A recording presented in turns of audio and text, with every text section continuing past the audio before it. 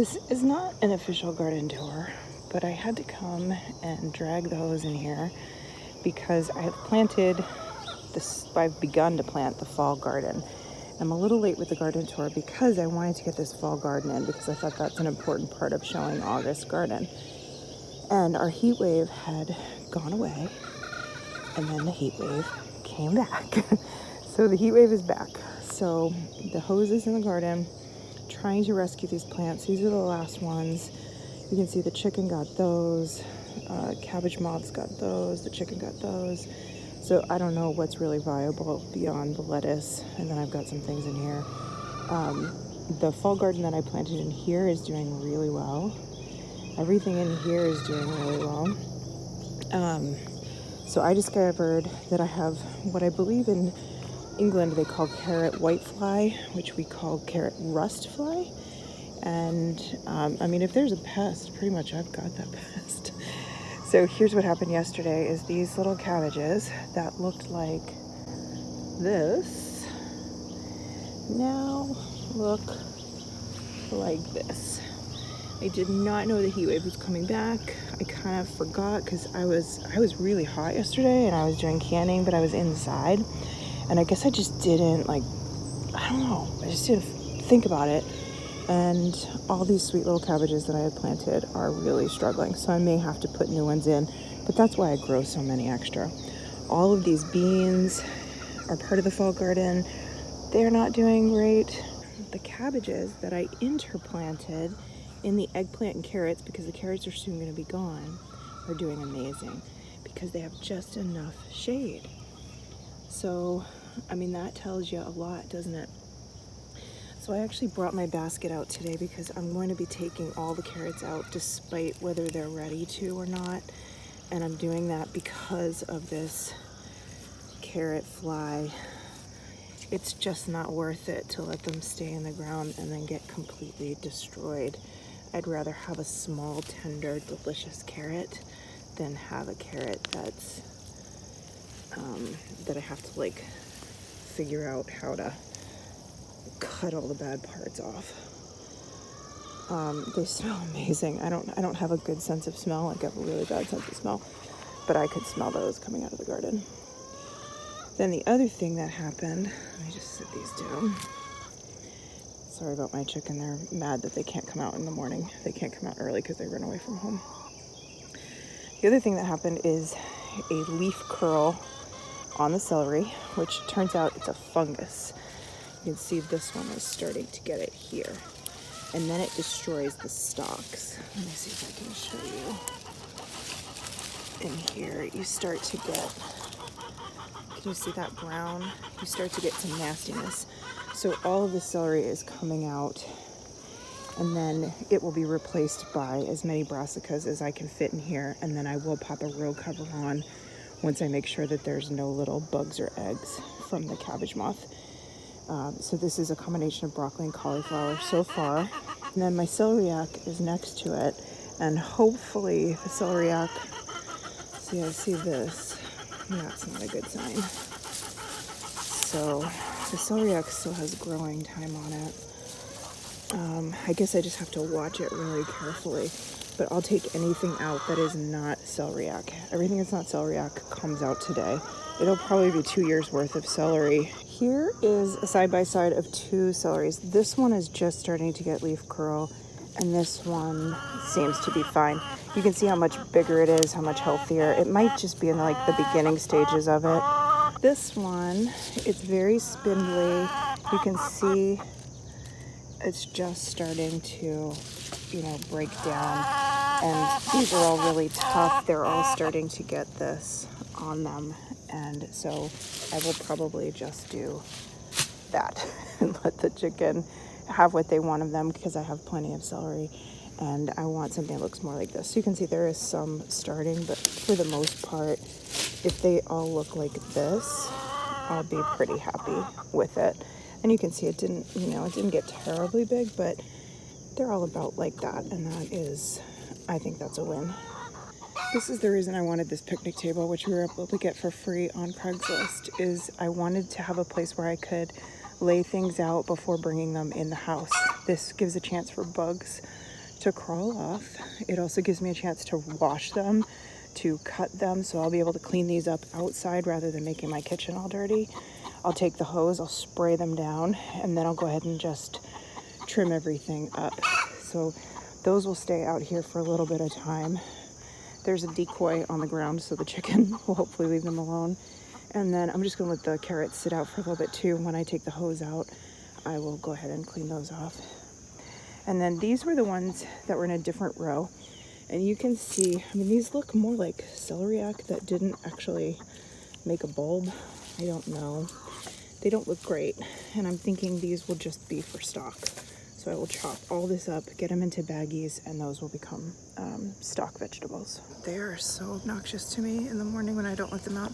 I don't let them out till at least 9:30.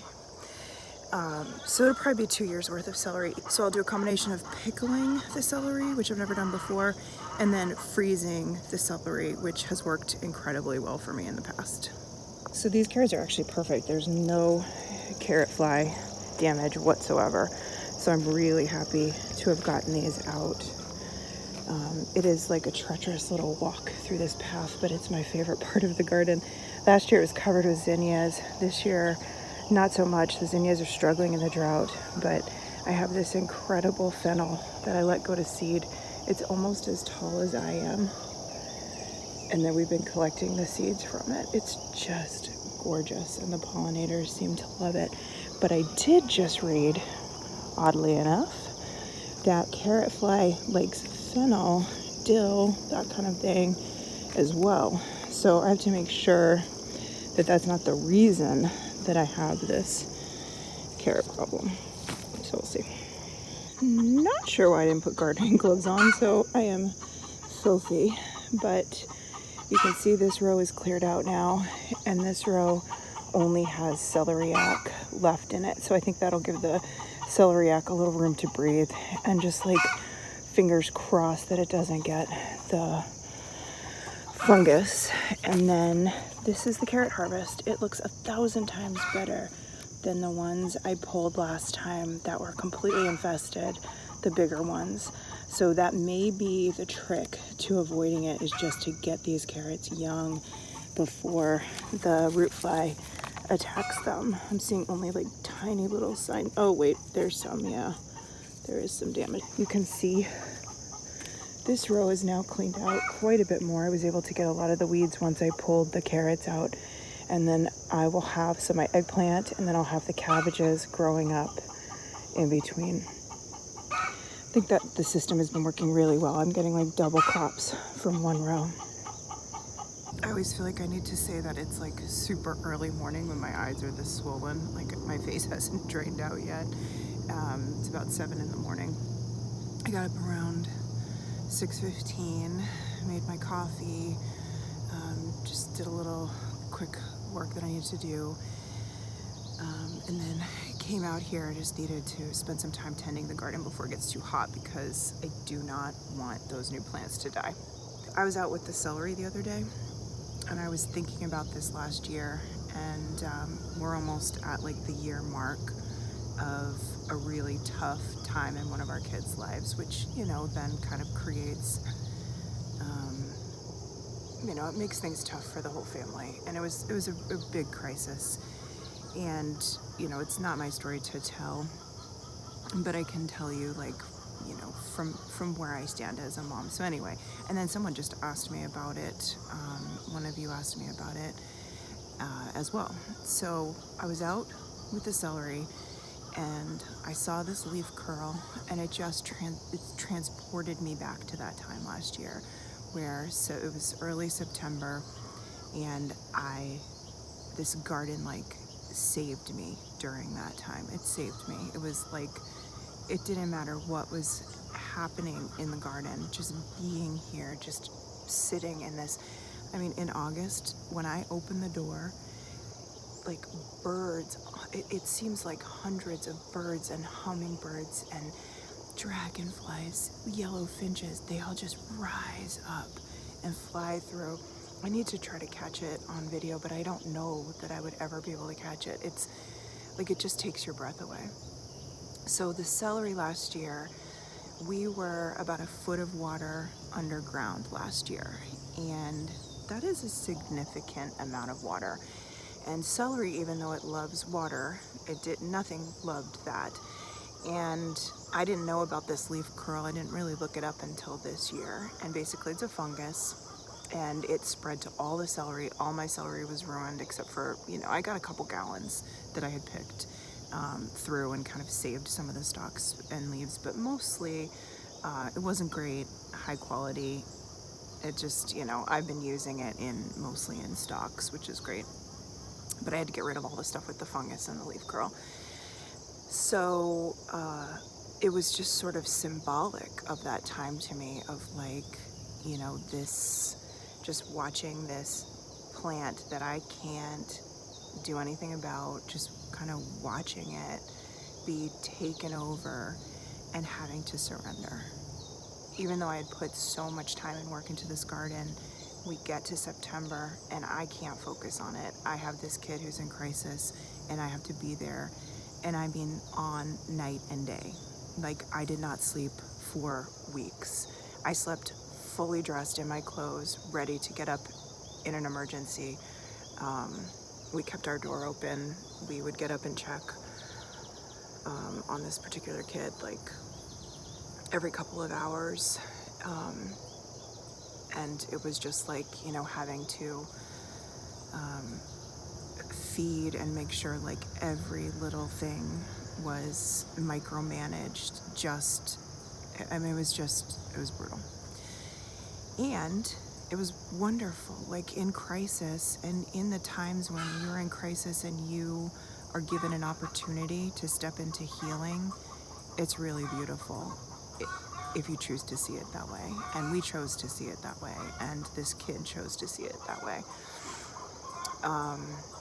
Okay, it seems that they have laid some eggs. I'm not sure if you're gonna hear me above this. I'll pull this a little closer. You can see my swollen eye. This past year has been very defining for me personally. It has put my priorities really in perspective, and I'm making some big changes, and I have made changes, but I'm making even bigger changes. I'm very clear on what's important to me and what I want and what isn't resonating in my body anymore. I'm not sure this makes any sense talking through them. Oh my God. Okay, I think that drama might be over. Maybe. Fingers crossed. It was a lot. It was a lot on our family, but it was really healing for all of us to go into this. And you look at yourself too. You're not just focused on this one person. Everybody, you look at everybody. You're all included in this, and everybody has a chance to heal.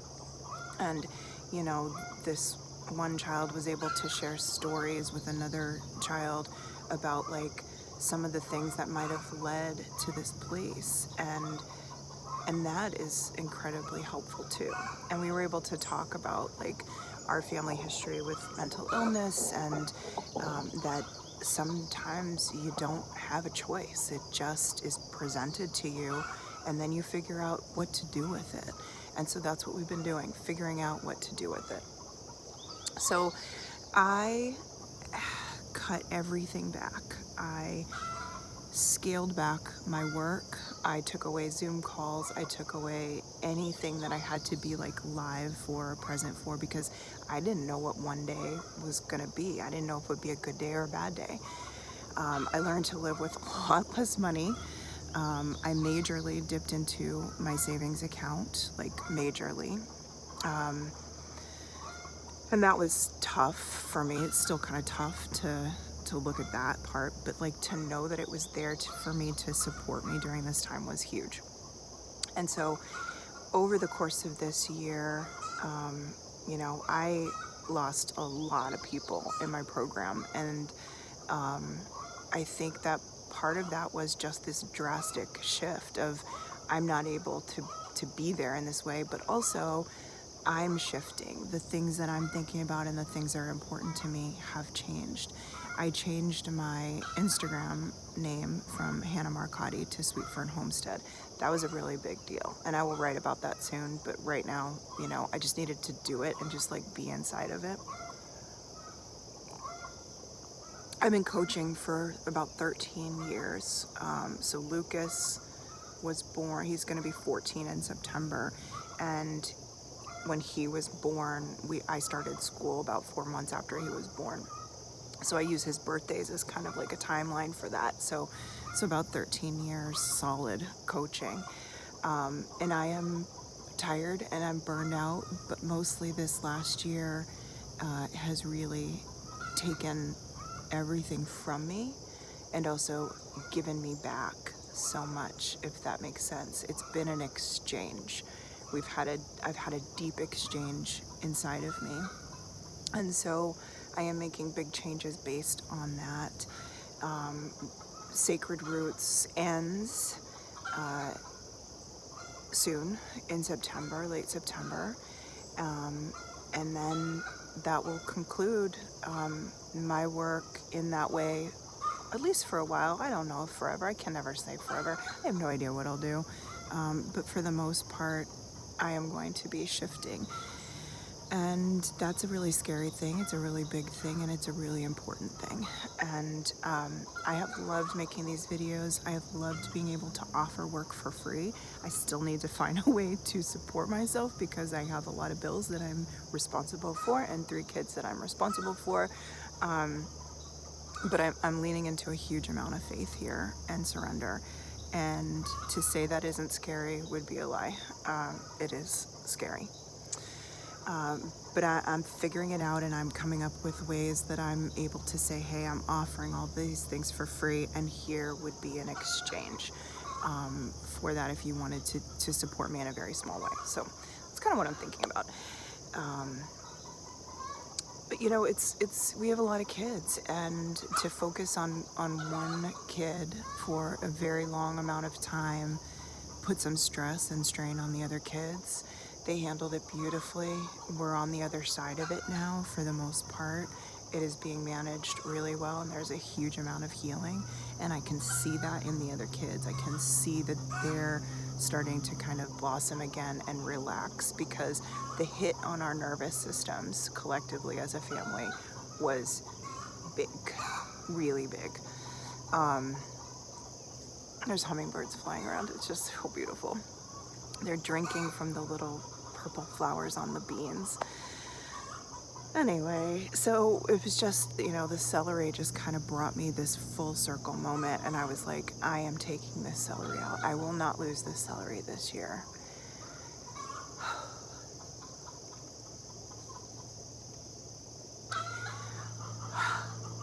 Yeah, it's a big full circle moment. So I will say goodbye now. Thanks for being here. Appreciate you.